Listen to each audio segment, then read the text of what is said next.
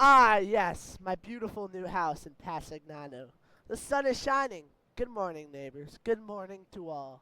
Good morning, Carthage. I'm sure nothing can go wrong. Shut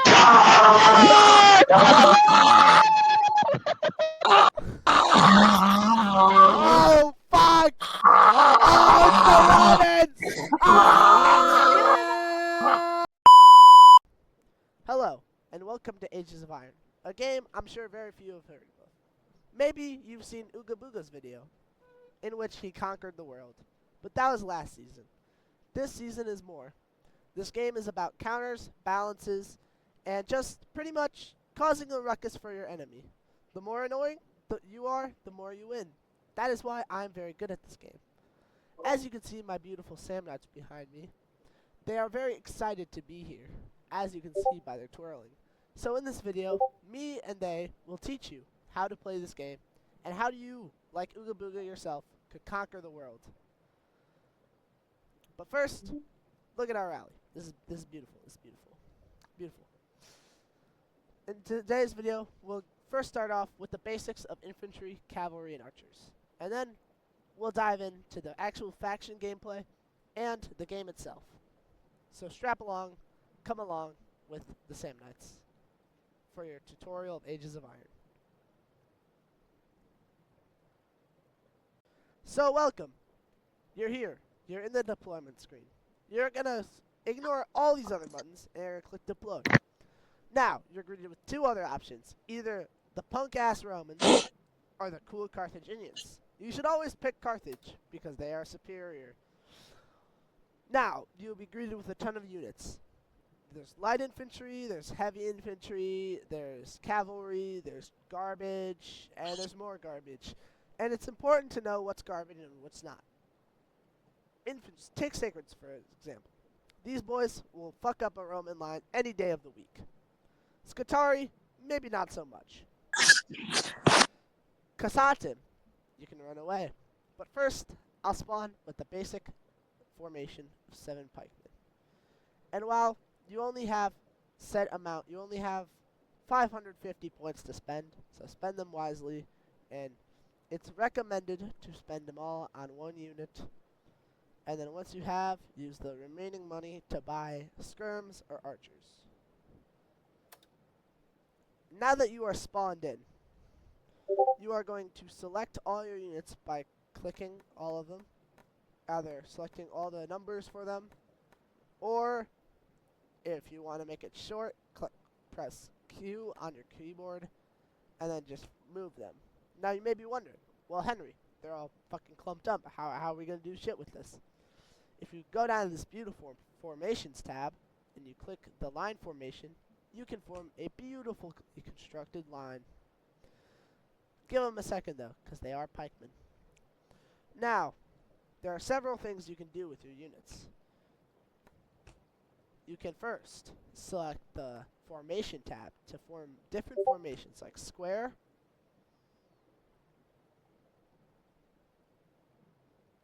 triangle,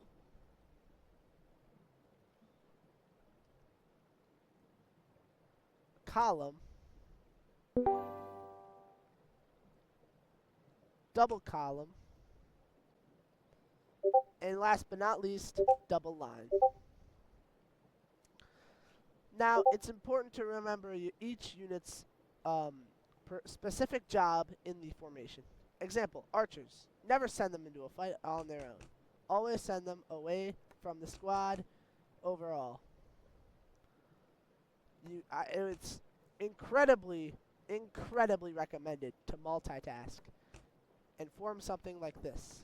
A line of 1 infantry with archers off to the side, especially in 1v1s, as these archers are overpowered.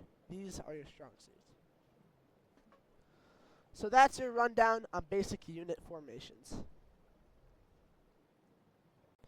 Now, in this game, there are several bonuses. One of them is the road bonus. As you can see, it's pretty self-explanatory.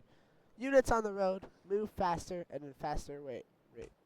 So, when you're moving along the road, you're always going to want to go into either a column formation or a blob formation. Both can be selected through the Formations tab, and to select a blob, you must deselect all formations and move along the road at a quicker speed. Now, as you can see, we have some pathetic Romans in our way. Now, you're going to want to approach this very carefully. You are going to want to, first of all, before you enter any combat, make sure you have your position correct. You always want to stay in a straight line as possible. Never blob up, as you will risk encirclement. And then, when you have everything to your heart's desire, you engage. But you can click the range tab in the bottom left to see your range on your archers or Velvetes.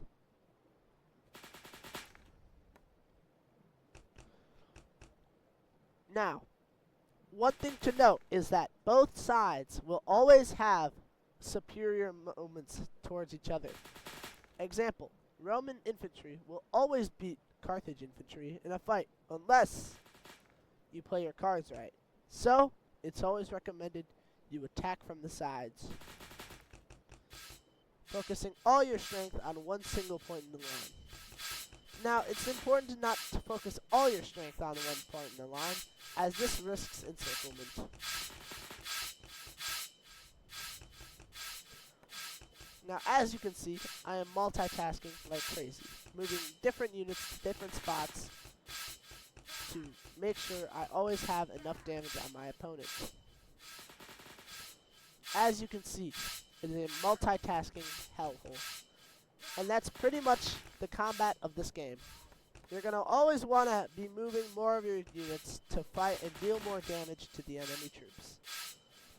And as you can see, Roman infantry absolutely soloed the Carthage infantry. You can break free all you want. You can multitask all you want. You're never going to beat the Roman infantry in a straight-on, one-on-one engagement. However, it is here you will see the overpoweredness of the Carthage archers. As you will see, Sebastian will try to charge me with his Triaros. And all I have to do is simply pull, fire one volley. Oh wait, whoops.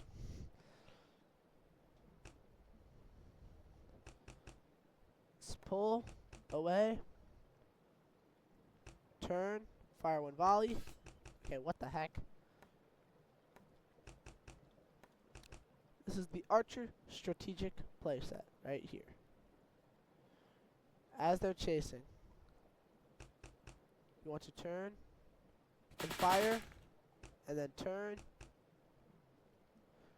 and watch as your archers reheal.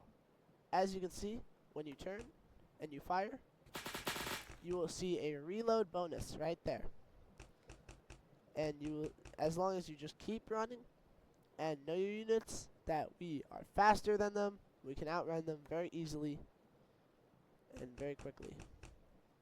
As long as you keep running away from them, or you run into enemies or friendlies, you will guaranteed always beat them with archers on infantry.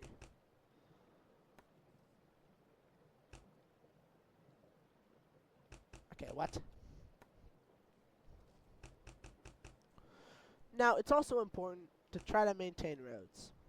However, in this situation, you're kind of cooked. However, you always want to make your enemy screw up first. That's the name of the game. So as you can see, a straight volley to the face has a side effect of not just losing your health, but losing your speed bonuses as well. So you just want to keep doing this and have patience with the archers, as they will be your strong suit in most battles. However, eventually, you can't run anymore, and you're pulling straight into the enemy, and everything's going wrong, and at this point, you're going to want to suicide charge in, get more units, and come back stronger. Now, when your units eventually die, and they will when you start off, you want to go to the bottom right, next to all your formation and rotate, and you want to click the reset button. This will kill your character, and this will take you back to this screen. Go back to your own team and select your formation again. This time, you want to switch things up, and you want to go lanced. And you do that by clicking, dragging, clicking, dragging. Take them, and then you go get them hell. Now, you will see why many people call Carthage Cav the messenger of the devil. And really, I don't think I can explain why people call it this and why it deserves to be nerfed. So, I'm just going to show you in a classic Cavalry 1v1 battle. As you can see, they have 2 players and I have 1. However, this pales in comparison to the monster that I have 5 of.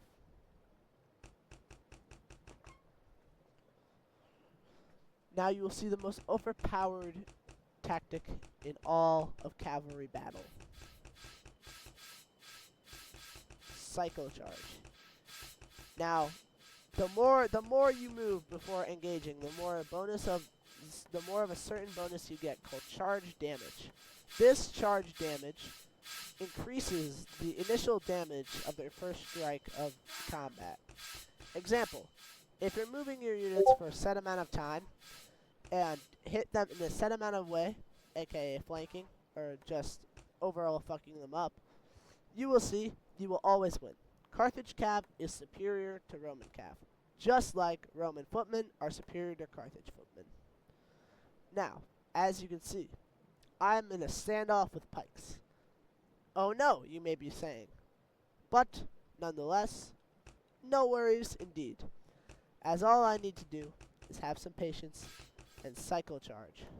I can pull my selected units away, and I can just keep at it. Keep at it, keep at it. And charge bonus will do away. Now, as you can see, one of my best pikemen, one of the best pikemen in the Samnets, Sebastian, is doing the correct counter to cycle charge. Basically, when the cavalry comes in, you're going to want to hit them and then pull, and then while they're trying to run back, you want to try to either combat lock them or run back as well. Combat locking is the essential counter to Cav, and you're always going to strive for it in battles. As you can see, the Carthage Cav was dealt with. However, it will not always be the case. And now, you have done it all. You've learned how to counter, you've learned how to invade, you've learned how to strike, you've learned how to join up, you've learned how to enlist. You've learned what veterancy means. And if you were having a good time, you learned what the game is all about. So, if you'll excuse me, I'm going to head off now. I've got a Sam Night rally in a few minutes. Other than that, goodbye and enjoy.